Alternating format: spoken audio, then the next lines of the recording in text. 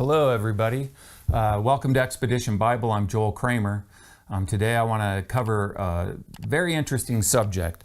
The Bible talks about giants and the descendants of giants having lived in the biblical land in ancient times. And so is there anything that's been found in the archaeological record that provides evidence for these historical giants? In this video, we're going to look at a discovery that was made in Israel of a hoard of giant metal weapons. This huge spearhead that is 66 centimeters long was found right here where I'm standing. So in this aerial footage, you see in the background the Mediterranean Sea, you see the town of Khirbet, and then you see the agricultural field where in 1962, this hoard of giant metal weapons was discovered.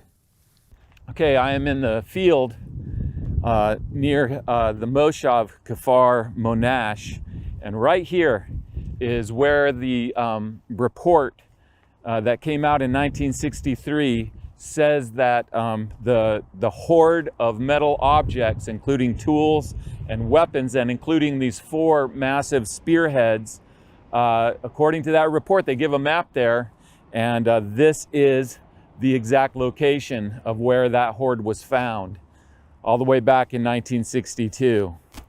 A local farmer was expanding his field. He was plowing new ground and exposed all these metal objects. Scholars debate about when these 4 spearheads date to. You'll see dates for them anywhere from about 4,300 years ago to 5,000 years ago or even older. Several of the tools and weapons from this discovery are currently on display in the Israel Museum. So I'm here in the Israel Museum, and just up here is the hoard of tools and weapons made of copper that were found at Monash. And here we have the most impressive part of this collection, which are these 4 giant spearheads. The largest one there upside down.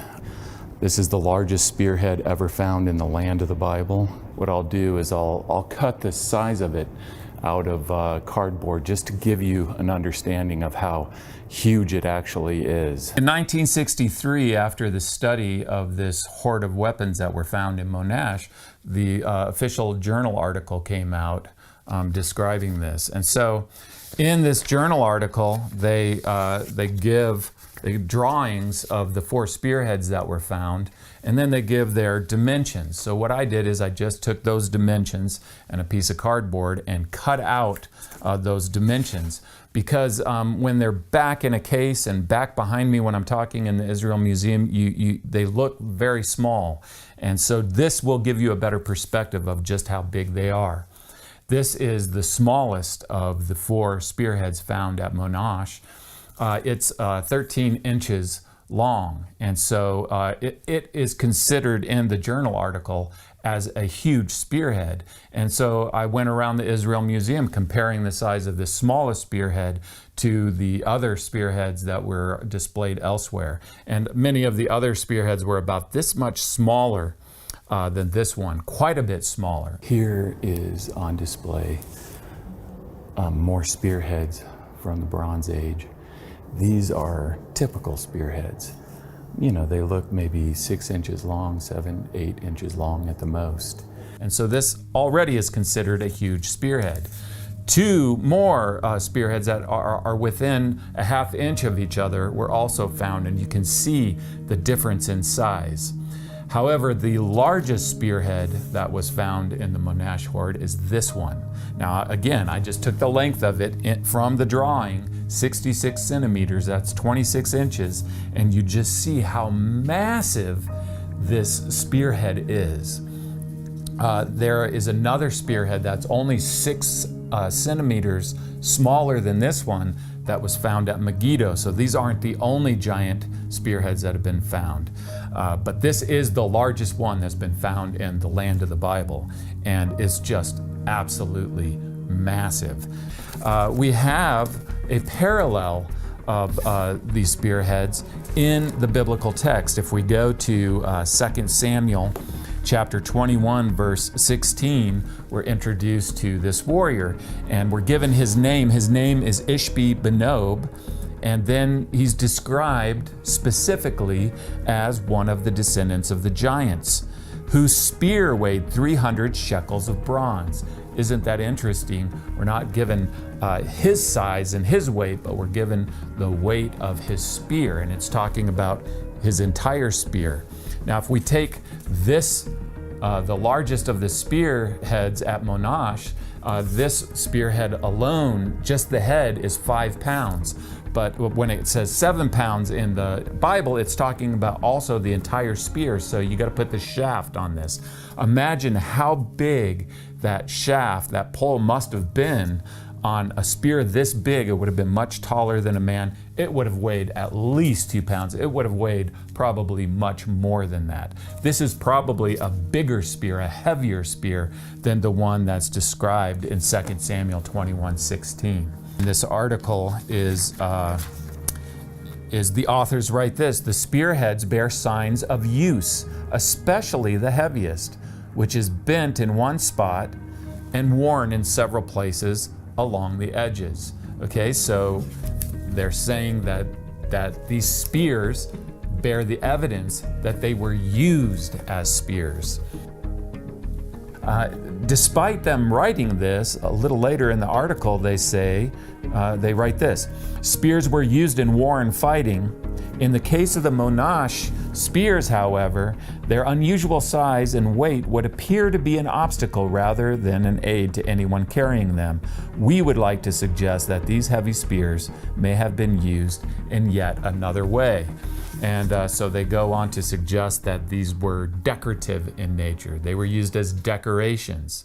Now, why? Because they're too big to have been used by a normal-sized warrior. Okay, now you have to keep in mind that most scholars are secular, including the authors of this article. They don't believe in giants. They don't believe that giants existed and that they're historical. And therefore, they have to give another explanation for why these massive spearheads were found. And so they must be decorative. Keep in mind that earlier they had said, and especially the biggest one, had evidence for being used as a spearhead. Also in the article that's very interesting is this. The authors wrote, a remarkable feature of the Monash hoard were the small, thin, ridged copper plates, of which about 800 were found. We suggest that these plates are scales of armor. This also has a parallel in the Bible. If we just flip back from 2 Samuel to 1 Samuel chapter 17, then we have the account of Goliath, the most famous of all the biblical giants. In verse 4 of 1 Samuel 17, we are introduced to Goliath of Gath.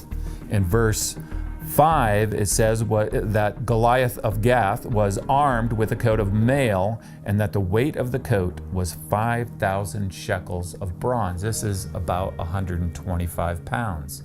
So we have archaeologically found at Monash this pile of 800 scales of body armor, and then we have body armor of a giant described in the biblical text.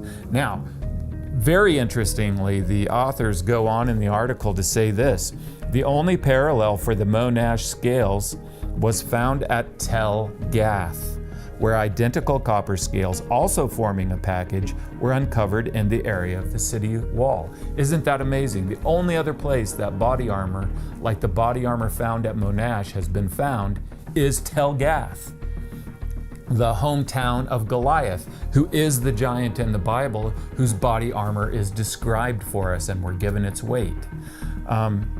The interpretation of the authors of the article are very similar with the body armor as with the spearheads. They say this. They say the great number of scales found would point to several coats of mail being hidden in the Monash hoard. What they're saying is it looks like this is one coat of armor, but it's way too many scales to be just one coat of armor.